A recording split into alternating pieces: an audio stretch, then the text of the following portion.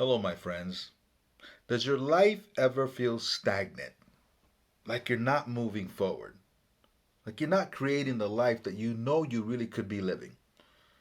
Well, if we feel like this, we're probably stuck in one of the stages that we all go through after we leave the Jehovah's Witnesses. And that's the topic for today. Frankly, my dear, I don't give a damn.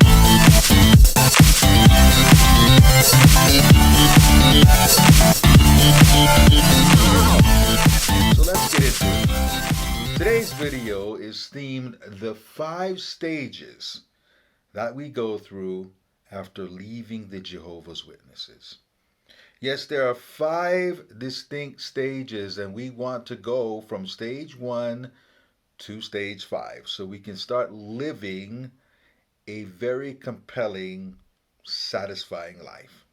We've got to get to stage 5 to really attain that. But let's discuss the 5 stages. Stage number 1 is a stage of doubt.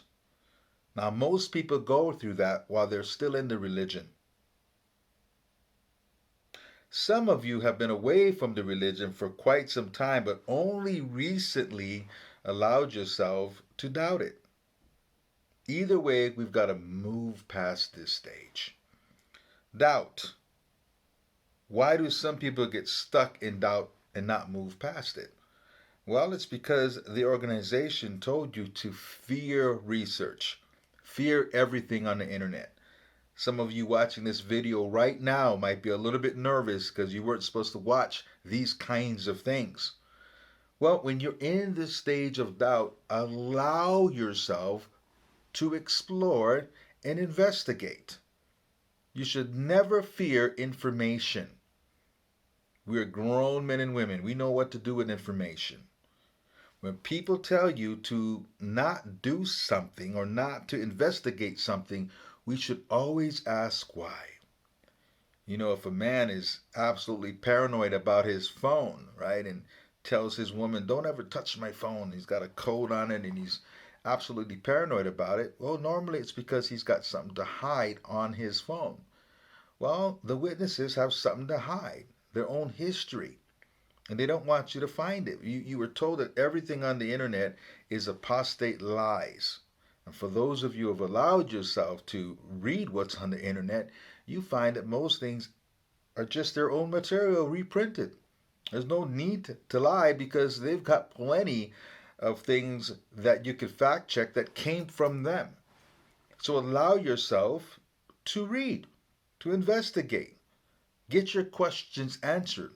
Find out what questions cannot be answered.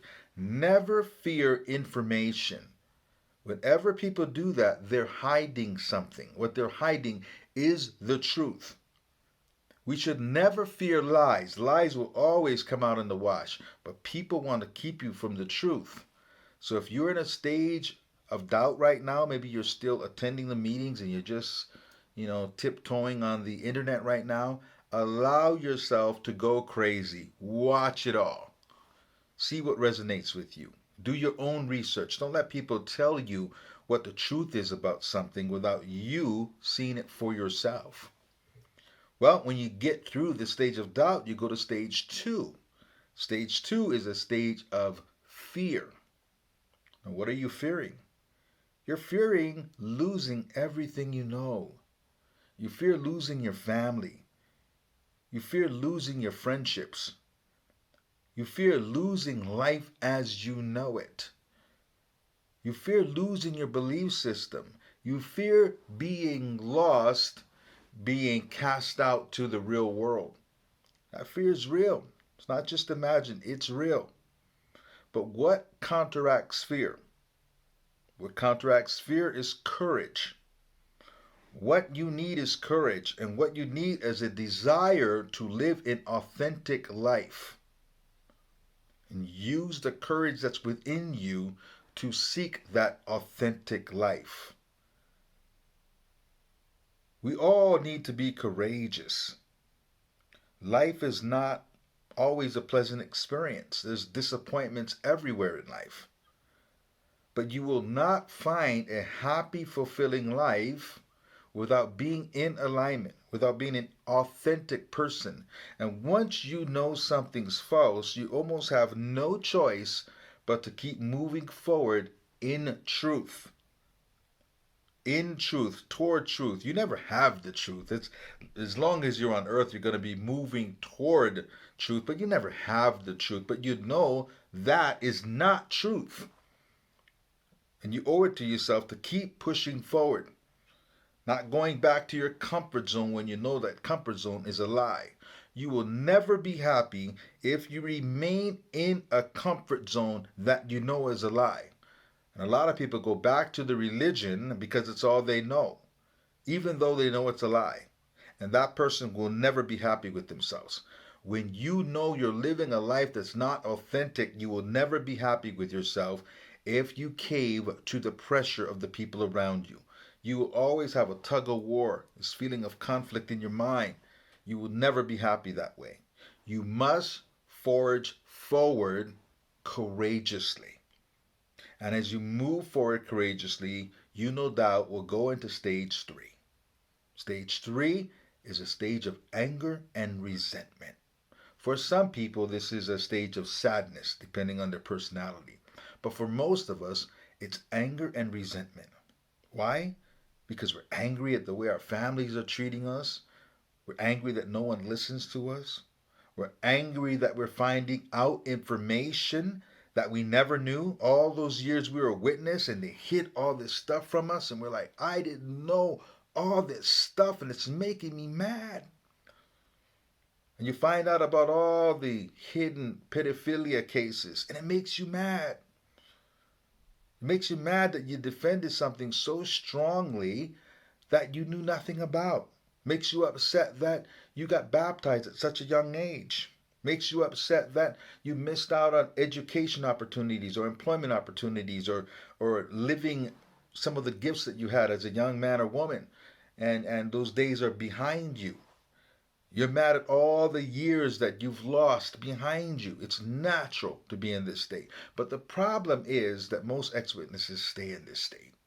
Instead of looking at where they are now and how to move forward and how to use their past to their advantage, they stay in this state and they become the anti witness. Let me explain what happens to most people.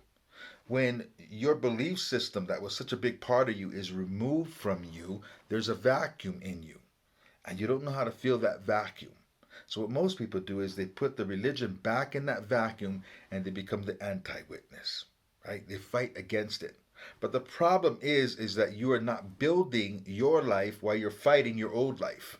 You're not building where you should be going, you're fighting where you were. And 20 years later, you'll find you still don't have the life you want, but you had 20 years to begin to build it. But you spent those 20 years being stuck in anger, fighting your old life. My friends, don't make that mistake. Everything is in front of you.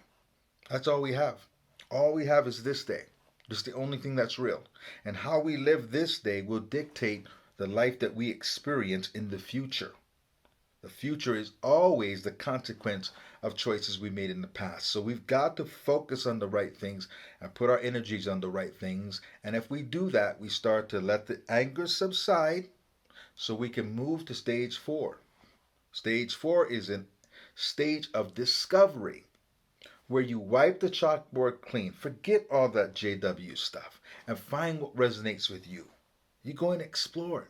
Now you know for yourself why you feel the way you feel. You know what you believe. You know what you don't believe. You know what resonates with you. Not because someone told you, but because you experienced it. You went and you tasted it. You know what it smells like, tastes like, feels like. Discovery. This is when you stop looking at the world through the JW lenses. You open up your eyes and you see that everything might have a different way of being seen, that you can have a different perception on almost everything. Discovery, it's a wonderful place. Stage four is when you stop defining your life as being an ex-witness and you're just a person who is out to discover and figure out who they are. You get to discover your gifts and your talents. You get to discover what other people believe for yourself. You get to discover what you think about morality and different issues. What do you think? Not what you were told. What do you think? What resonates with me? What religious, I won't even use the word religious, but what spiritual beliefs resonate with me? Maybe it's non spiritual beliefs that resonate with you. I don't know what it is for you, but you have an obligation to yourself to go and explore to see what things are to you. You might find that you believe in concepts that were absolutely foreign to you in your former life. And stage 4 will naturally lead to stage 5. And stage 5 is the stage of being purpose driven. When you get to stage 5, you start living a purpose driven life. You know who you are, you know what you believe, and you know what your purpose is on this planet. And that's when you find real satisfaction and real joy, when you are living the purpose that was put in you from day one, when you're not out of alignment with that purpose, when you are one with your purpose, when your life matters. When you get to stage 5, you'll know that when you're on your deathbed one day, you could say, I came here and I lived my purpose and I planted my seed, a seed that will live far beyond my lifetime. That tree that grows of that seed will live far beyond my lifetime. You know, there's a quote by Maya Angelou, and Maya Angelou says, there's no greater agony than the bearing of an untold story left within. You do not want to take your music to the grave with you. You do not want to take your stories to the grave with you. You do not want to take your purpose that was put in you for your time on earth to the grave with you. Live in your fullness, get through the stages, and live a purpose driven life. Thank you, my friends. Thank you for your time and attention, and I'll see you in my next video.